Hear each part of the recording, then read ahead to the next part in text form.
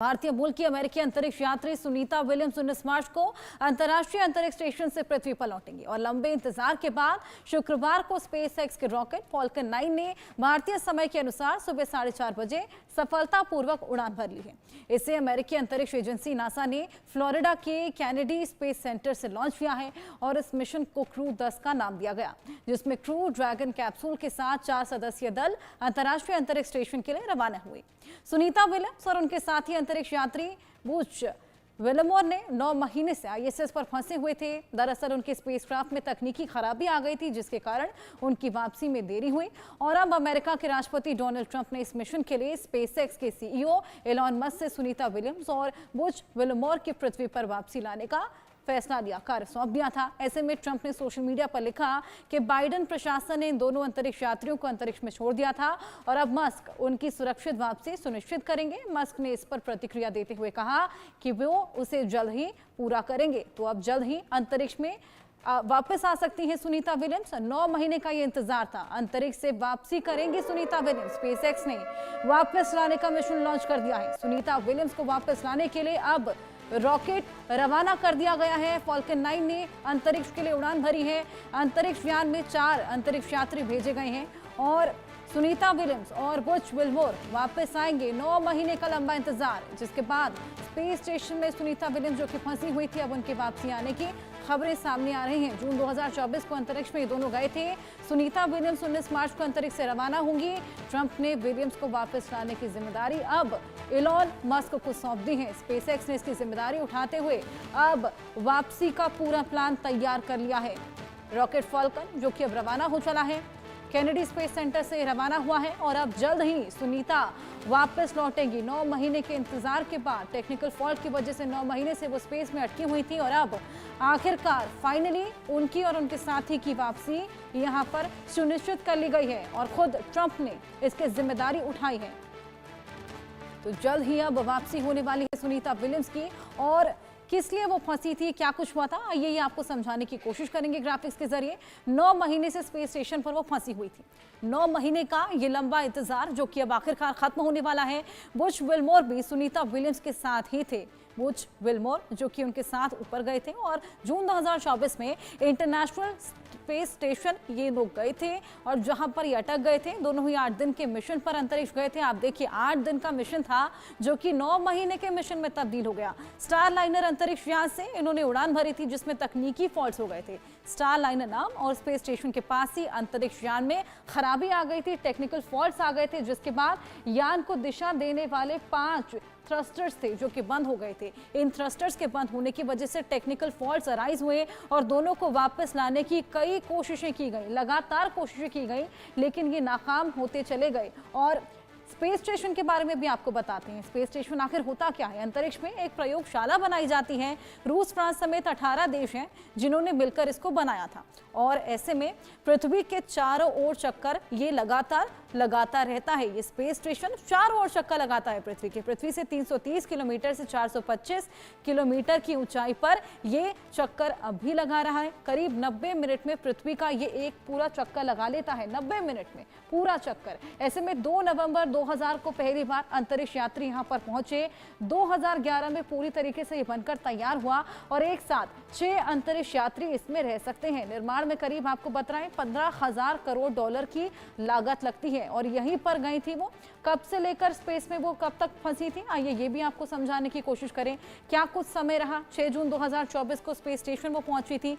2024 6 जून और space craft में खराबी आ गई, टेक्निकल फॉल्ट आ गए। जो 5 थ्रस्टर्स थे वो खराब हो गए, जैसे कि हमने आपको बताया। 13 जून 2024 को वापस उनको आना था, 13 जून 2024, और धरती पर वापसी उनकी संभव नहीं हो पाई। तमाम कोशिशें यहाँ पर की गई, लेकिन उसके बावजूद उनको वापस लाना बेहद मुश्किल हो गया।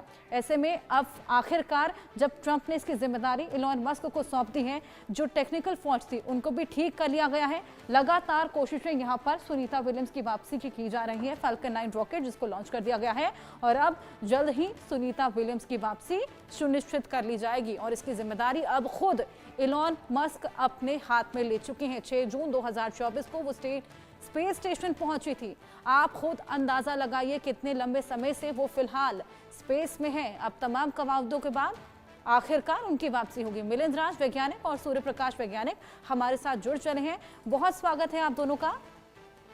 सबसे पहले मिलिंद जी मैं आपके पास आऊंगी। जिस तरीके से 9 महीने का लंबा ये इंतजार रहा, बेहद छोटा सा मिशन था, 9 महीने के लंबे मिशन में ये तब्दील हो गया, तमाम टेक्निकल फॉल्ट्स यहाँ पर देखने को मिली थी। ऐसे में नासा पहले से ही क्यों नहीं प्रिपेयर्ड था वापसी को लेकर? देखिए, इसमें ये बहुत ही अनएंटिसिपेटेड प्रॉब्लम आई थी। जो बोइंग स्टारलाइनर की अगर बात करें, पहले तो ये डिसाइडेड था कि 8 दिन में पूरा मिशन पूरा हो जाएगा, पर कुछ ऐसी तकनीकी खराबियां आई जिसके बारे में कोई भी उसको एंटिसिपेट नहीं कर पाया, यानी कि वो फोरकास्ट नहीं कर पाए थे कि इस तरह से हीलियम लीक आने लगेगा। क्योंकि जो स्टारलाइनर है जिसमें भी फंसे हुए हैं हमारे जो सुनीता विलियम और बच विल्मोर, तो ये ऐसे इंसिडेंट्स एक तो बहुत रेयर इवेंट होते हैं, और दूसरा ये ऐसी खराबियां थी जिनका कोई सोल्यूशन पहले से भी एक प्रिपरेशन नहीं होता है। और ये 9 महीने का जो सफर स्ट्रेच हुआ है, ये बहुत ही लंबा एक पीरियड होता है। स्पेशली कोई एक स्पेस में फंसा हो, क्योंकि उसके लौटने के बाद तरह तरह की प्रॉब्लम्स और शुरू होती हैं एस्ट्रोनॉट्स के साथ, और जैसे कि बेबी फीट और वगैरह वगैरह। तो इसीलिए ये अनएंटिसिपेटेड एक कोर्स ऑफ इवेंट था जिसमें एक टेक्निकल फेलियर हुआ था। तो इसलिए नासा नहीं प्रिपेयर्ड था इस चीज से, और प्रिपरेशन के तौर पे जो टेक्नोलॉजी जो वापस इनको लाने के लिए लाई जाएगी वो अब, क्योंकि कोशिश शुरू से ही चल रही थी, ऐसा नहीं है कि कोशिश भी नहीं कर रहे थे, इसका पूरा प्रयास और एक road map, because space mission तुरंत तुरंत नहीं हो पाते हैं, इनमें बहुत लंबे लंबे समय लगता है, बहुत लंबा लंबा रिसर्च लगते हैं, और बहुत सारी टेक्निकल चीजें होती है। तो इसलिए ये डिले हुआ है, और अब उम्मीद है कि जल्दी ही एक डेट भी दी गई है कि उसके आसपास में ये आएंगे, मार्च 19 या 20 के। जी बिल्कुल। सूर्य प्रकाश जी भी हमारे साथ बने हुए हैं। सूर्य प्रकाश जी, इस बार क्या कुछ ध्यान में रखते हुए इस रॉकेट को लॉन्च किया गया है? साथ ही इस बार स्पेस एक्स ने भी जिम्मेदारी उठा ली है और फाल्कन 9 को लॉन्च किया गया है। क्रू 10 के नाम से इस पूरे अभियान को चलाया जा रहा है। कब तक आपको लगता है कि ये वापसी हो जाएगी? जो इन्होंने 19 मार्च की डेट दी है, ये टेंटेटिव डेट है। हो सकता है 19 मार्च को आ जाए, हो सकता है 2-4 दिन आगे भी लगे, क्योंकि जो हैंडिंग ओवर टेकिंग ओवर है उसमें भी कुछ अनप्रेडिक्टेबल सर्कमस्टांसेस क्रिएट होती है। तो लेट अस होप कि 19 मार्च को ही आ जाए या उसके 2-4 दिन आगे आ जाए।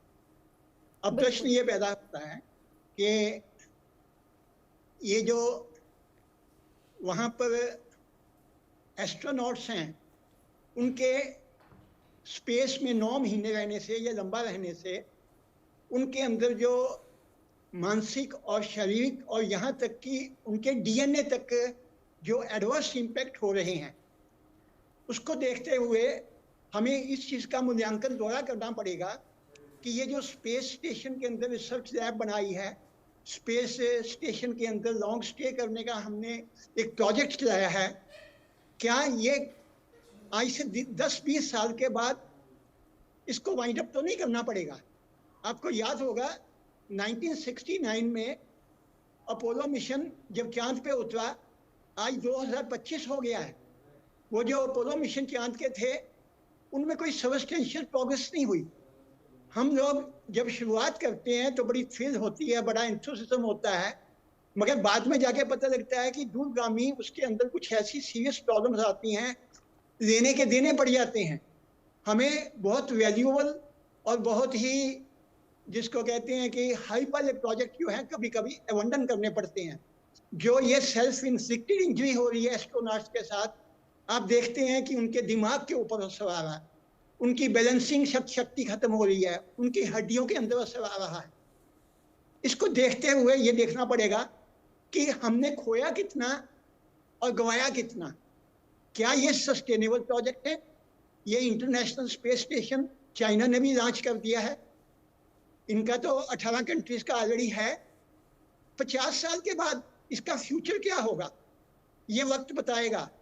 क्या हम स्पेस स्टेशन के अंदर जो हम एंडीवर कर रहे हैं, हमारी अर्थ जो है एक प्रिविलेज प्लैनेट है, हमारी अर्थ जो है जिसको प्रकृति ने 1000 तरह की सुविधाएं देके बहुत तरीके से इसको प्रोटेक्ट किया है, मगर जो स्पेस स्टेशन है उसमें रेडिएशंस का इतना ज़्यादा एक्सपोजर है कि वहाँ कैंसर हो सकता है। ये जो आर्टिफिशियल हमने एक अवार्ड बनाया है, घरौंदा बनाया है, ये आने वाले टाइम में कितना सक्सेसफुल होगा इस पे अभी जल्दबाजी करने का समय नहीं है।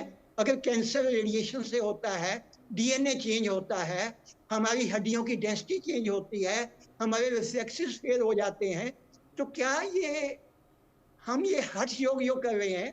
हठ योगी ऐसा काम किया करते थे कि वो अपने शरीर के ऊपर बहुत तरह के कष्ट सहते थे।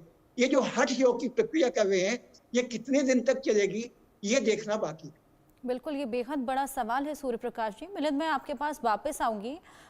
जैसे कि ये मिशन केवल 8 दिन का था और ये एड स्ट्रेच 9 महीने तक खिंच गया, ऐसे में मेंटली